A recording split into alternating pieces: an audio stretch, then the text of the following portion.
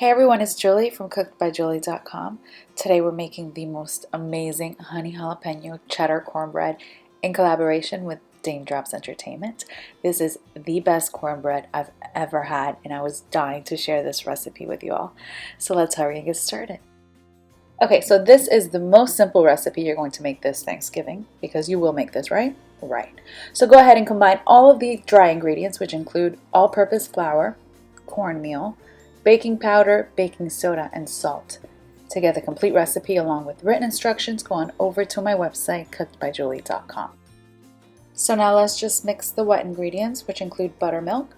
I like to use store-bought buttermilk for this recipe. I know you could make buttermilk at home, but for me it's just not the same. Store-bought is just really nice and thick, and that's what you want. You're going to need some eggs, brown sugar, white granulated sugar, and honey. So quick story.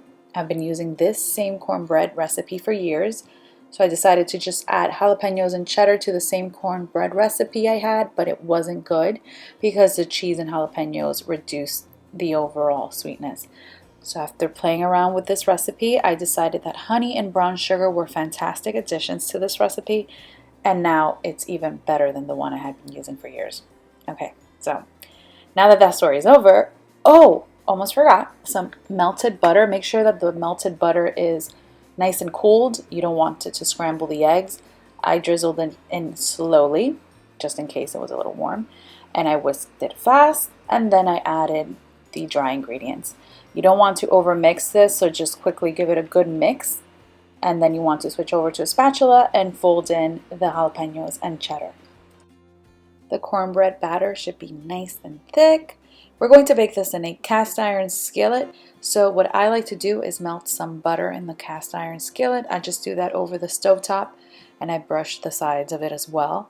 I like using butter. Some people like using lard, completely optional. Just don't use baking spray. Once you pour the cornbread mixture into the skillet, go ahead and smooth out the top. Turn off the heat and place this in the oven. You're going to let the cornbread cook for 20 minutes. While your cornbread cooks, or should I say bakes, log on to Instagram and Facebook, follow your girl who loves to cook and answer food-related questions.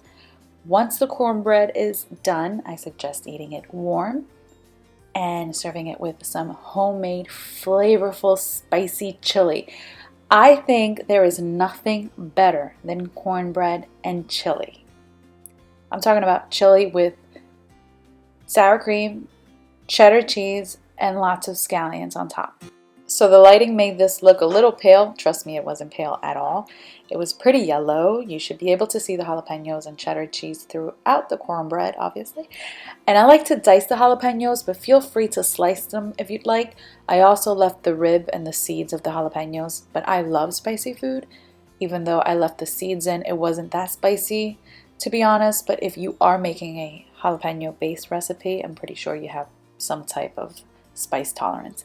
So the end result was perfect. It was perfectly moist, perfectly sweet, but not too sweet, just perfect. It had a little crumble to it. It should have a little crumble to it so it could soak in that chili. Definitely give this recipe a try. You're going to love it. Let me know if you do. And I want to thank you guys so much for watching.